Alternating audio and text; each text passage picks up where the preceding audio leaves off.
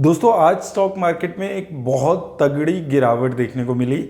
चाहे आप mid cap की बात करें, स्मॉल कैप की बात करें, निफ्टी 50 इंडेक्स की बात करें, सेंसेक्स की बात करें, हर जगह 2 से 2.5% की गिरावट देखने को मिली। अब ऐसा आज मार्केट में क्या हुआ है इस पे हम लोग बात करेंगे और साथ में हम लोग ये भी बात करेंगे कि अभी इस वक्त आपको क्या करना चाहिए, क्योंकि बहुत सारे इन्वेस्टर्स अब पैनिक मोड में आ गए हैं।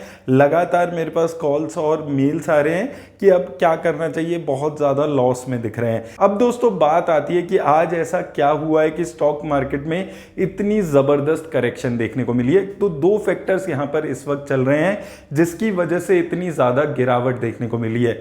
सबसे पहला फैक्टर जो यहाँ पर इस वक्त मार्केट में चल रहा है वो आ रहा है कि इंडिया का जो रुपी है वो काफ़ी ज़्यादा वीक हो रहा है दो फैक्टर्स की वजह से। एक तो फॉरेन इंस्टीट्यूशनल इन्वेस्टर्स जो हैं वो लगातार पिछले 6 महीने से इंडिया में सेलिंग कर रहे हैं, जिसका अपडेट मैं रेगुलरली अपने चैनल पे आपको दे रहा था और वो चीज़ कंटिन्यूसली 3-6 महीने से देखने को मिल रही है। अब होता क्या है, जब इतना सारा पैसा इंडियन रुपीज से निकलकर यूएसडी में कन्वर्ट होने लगता है तो इंडिया का जो रुपी है वो कमज़ोर होने लगता है। तो ये एक फैक्टर है जो यहां पर प्ले करता हुआ दिखता है। पिछले 6 से 8 महीने में आप देखेंगे 3 लाख करोड़ के आसपास पैसा निकाल चुके हैं फॉरेन इंस्टीट्यूशनल इन्वेस्टर।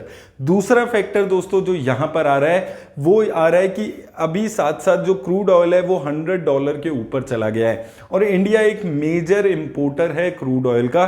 तो सेम क्वांटिटी क्रूड ऑयल की हम अगर परचेज करते हैं तो हमें अब ज़्यादा यूएसडी पे करना पड़ रहा है, तो हमारा वहां पर भी बहुत ज़्यादा हमें यूएसडी पे हो रहा है। तो आईएनआर कन्वर्जन टू यूएसडी बहुत ज़्यादा हो रहा है, उसकी वजह से भी यूएसडी की डिमांड इंडिया में ज़्यादा हो रही है। उसकी वजह से भी यहाँ पर ज़्यादा आपको देखने को मिल रहा है कि यूएसडी की कीमत बढ़ रही है और जो आईएनआर है उसकी कीमत घट रही है।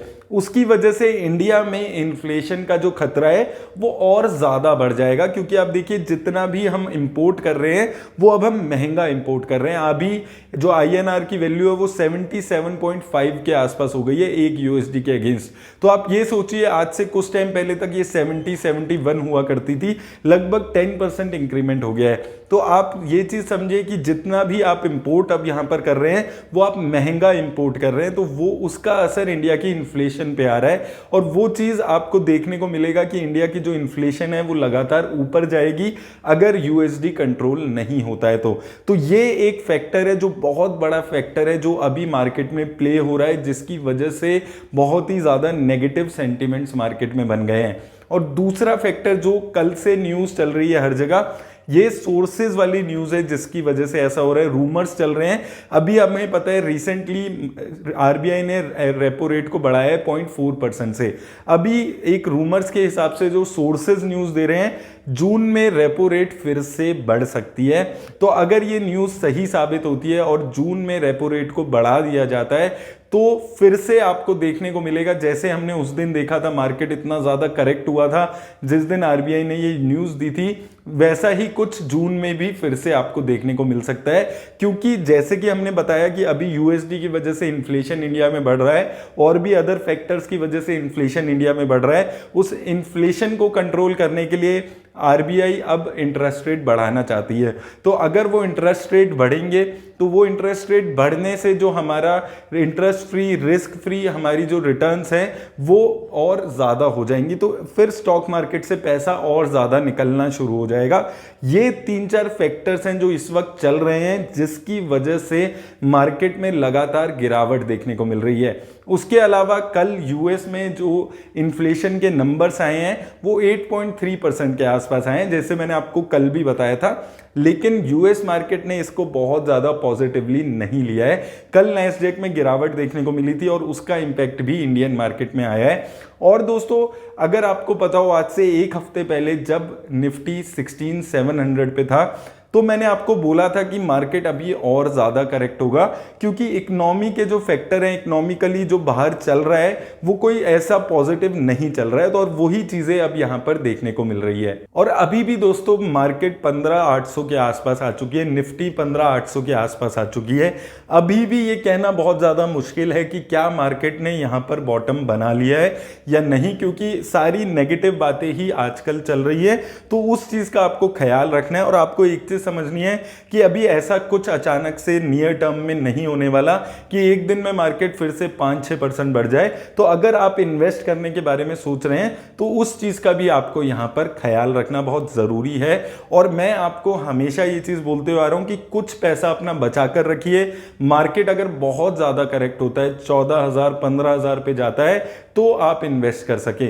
आज से एक हफ्ते पहले जब मैंने ये बात बोली थी तो काफ़ी सारे लोगों को ये बात बहुत ज़्यादा अनरियलिस्टिक लग रही थी कि मार्केट 15,000 थोड़ी ना जाएगा।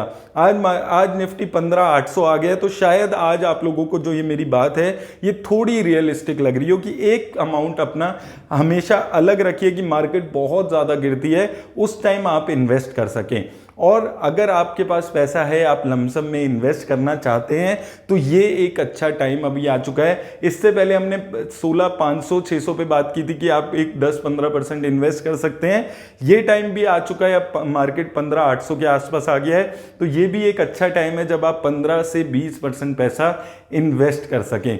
मार्केट कितना बॉटम बनाएगा कोई नहीं जानता, लेकिन यहां पर एक 15-20% की इन्वेस्टमेंट का टाइम आपका आ चुका है। एक अच्छी रिटर्न्स आपको लॉन्ग टर्म में मिल सकती है अगर आप इन्वेस्ट करने के बारे में सोचते हैं। और अगर आपके पास पैसा नहीं है तो भी कोई दिक्कत नहीं है, आपकी जैसी एसआईपी चल रही है आप चलने दीजिए। बहुत सारे लोगों के सवाल आ रहे हैं कि क्या उनको एसआईपी चलने देनी चाहिए, तो बिल्कुल यही मौके हैं जब आप एक कम गिरी हुई जब मार्केट होती है तो आप कम पैसे में ज़्यादा एनएवी ज़्यादा यूनिट्स खरीद पाएंगे म्यूचुअल फंड्स की। तो ज़रूर अपनी एसआईपी चलने दीजिए, अपनी एसआईपी को बंद प्लीज़ मत कीजिए। 2022 में आपको लर्निंग बहुत अच्छी मिलने वाली है। अर्न शायद आप उतना इस बारी ना कर पाओ, लेकिन ये पीरियड ऐसा है जहां पर आपको एसआईपी को बंद नहीं कराना है। अगर आप लॉन्ग टर्म इन्वेस्टर हैं तो काफ़ी सारे लोग बोल रहे हैं कि हो सकता है मार्केट 14,000 जाए, 13,000 जाए, तो अभी हम सारा पैसा बेचकर बाहर आ जाते हैं। जब मार्केट 13,000 जाएगी, 12,000 जाएगी, उस वक्त हम इन्वेस्ट कर देंगे। तो ये गलती बिल्कुल मत कीजिए। किसी को नहीं पता मार्केट कितनी नीचे जाएगी, तो वो गलती बिल्कुल मत कीजिए। अगर आपके पास और पैसा नहीं है इन्वेस्ट करने का तो भी कोई दिक्कत नहीं है, लेकिन आपको इस टाइम पे अपना पैसा विड्रॉ नहीं करना है। तो पैसा विड्रॉ नहीं करना है, एसआईपी जितनी चल रही है उतनी चलने देनी है। ये चीज़ों का आपको ख्याल रखना है अगर आप म्यूचुअल फंड में इन्वेस्ट करते हैं। अगर आप स्टॉक मार्केट में डायरेक्टली इन्वेस्ट करते हैं तो काफ़ी सारे आजकल लोग पेनी स्टॉक्स में इन्वेस्ट करने के बारे में सोचते हैं, तो ये बहुत अच्छा पीरियड नहीं है जब आप पेनी स्टॉक्स ढूंढकर उनमें इन्वेस्ट करने के बारे में सोचें, या फिर जो स्टॉक 70-80% गिर गए हैं उनमें इन्वेस्ट करने के बारे में सोचें। ये वक्त है फंडामेंटली स्ट्रॉन्ग कंपनीज को, जिनका प्रूवन ट्रैक रिकॉर्ड है, उन कंपनीज को पोर्टफोलियो में ऐड करने का, चाहे वो कंपनी सिर्फ 20-25% ही गिरी हो। क्योंकि ये कंपनी कम गिरती हैं, क्योंकि ये अच्छी कंपनीज होती हैं। ये ऐसी मार्केट में जब लगातार डेली करेक्शन होती है, ऐसी मार्केट में आपके पोर्टफोलियो को एक अच्छी प्रोटेक्शन देती है। और यहां पर मैं दूसरी चीज आपको यह भी बोलूंगा, जो स्टॉक में इन्वेस्ट करते हैं, क्योंकि काफी लोगों के इंडिविजुअल स्टॉक्स पे मेरे पास मैसेजेस आ रहे हैं कि क्या इसको हम बेच दें स्टॉक को। तो देखिए यहां पर आपको बहुत ही सिंपल चीज रखनी है। जो भी स्टॉक आपके पोर्टफोलियो में है, अगर वो स्टॉक आपको लगता है आप अगले 10 साल तक रख सकते हैं तो उसको आप रखिए। अगर आपको लगता है कि उसको आप 10 साल नहीं रख सकते हैं, वो ऐसी कंपनी नहीं है, तो उसको आप बेच दीजिए, उसमें एवरेज करने की भी ज़रूरत नहीं है। और जो स्टॉक आपको लगता है आप अगले 10-15 साल तक रख सकते हैं, आपकी कन्विक्शन है उन स्टॉक्स के साथ, उन स्टॉक्स में ही आप एवरेज करने के बारे में सोचिए। उन स्टॉक्स में, जो स्टॉक में आपको लगता है आप फंस गए हैं, उन स्टॉक्स में एवरेज करने का भी कोई फायदा नहीं है। अल्टीमेटली आप ज़्यादा कैपिटल अपनी फंसा देंगे। और इन चीजों का आप ख्याल रखिए। ये 2022 का साल टफ रहने वाला है, लेकिन घबराने की जरूरत आपको नहीं है। ये वक्त भी कट जाएगा। ये बुरा वक्त है थोड़ा स्टॉक मार्केट का, लेकिन ये वक्त भी कट जाएगा। 2022 का वक्त अगर आपने काट लिया तो आप एक लॉन्ग टर्म में अच्छी रिटर्न्स जनरेट कर पाएंगे। दिक्कत यही होती है कि मेजरली इन्वेस्टर ये जो टफ पीरियड आता है इसको निकाल नहीं पाते हैं, वो बेचकर चले जाते हैं। और फिर इन्वेस्टर बोलते हैं कि स्टॉक मार्केट तो बड़े लोगों का खेल है। छोटे इन्वेस्टर्स ये गलती करते हैं, इसीलिए वो स्टॉक मार्केट में टिक नहीं पाते हैं। मैं आपको 6 महीने से ही बोल रहा था कि स्टॉक मार्केट गिरेगी, आप देख सकते हैं, लेकिन आपको यहाँ पर मैं बार बार यही चीज़ बोल रहा हूँ कि आपको बेचना नहीं है अगर आप लॉन्ग टर्म इन्वेस्टर हैं। एसआईपी बंद नहीं करानी है, स्टॉक से निकलना नहीं है अगर आपके स्टॉक्स फंडामेंटली स्ट्रांग है। 2022 में ये गिरावटें आपको और भी देखने को मिलेगी, बहुत ज़्यादा वॉलेटिलिटी देखने को मिलेगी। लेकिन अगर एक बारी आपने 2022 जैसा एक साल आपने झेल लिया, जैसे जिन लोगों ने 2020 2018 झेला था, वो आज मार्केट में पता है उनको कि सर्वाइव कैसे किया जाता है। तो आपको भी ये 2022 में बेचने के बारे में नहीं सोचना है अगर आप लॉन्ग टर्म इन्वेस्टर हैं। तो दोस्तों, अगर स्टॉक मार्केट में आपको टिके रहना है तो इन चीज़ों का ख्याल ज़रूर रखिए। मुझे पता है डर लग रहा होगा बहुत सारे लोगों को, लेकिन डरने घबराने की ज़रूरत नहीं है। जितनी मार्केट नीचे गिरती है उतने ही ऊपर भी चढ़ती है। एक वक्त ऐसा भी आएगा जब आपकी रिटर्न्स बहुत अच्छी हो जाएंगी। इस वक्त सबकी रिटर्न्स नेगेटिव में आ चुकी है, सब अपने लॉसेस देख रहे हैं, सब ऑल टाइम हाई से नेगेटिव में जा रहे हैं। तो सिर्फ आपका पोर्टफोलियो रेड या नेगेटिव नहीं है, ये चीज़ भी आप समझ कर चलिए। मार्केट में जितने भी इन्वेस्टर्स हैं सब नुकसान में चल रहे हैं। इन चीज़ों का दोस्तों आप ख्याल रखिए, और लिंक मैंने आपको कैश करो का डिस्क्रिप्शन में दे दिया, आप जाकर वहां पर साइन अप कर सकते हैं। मेरी तरफ से दोस्तों बस आज इतना ही, धन्यवाद।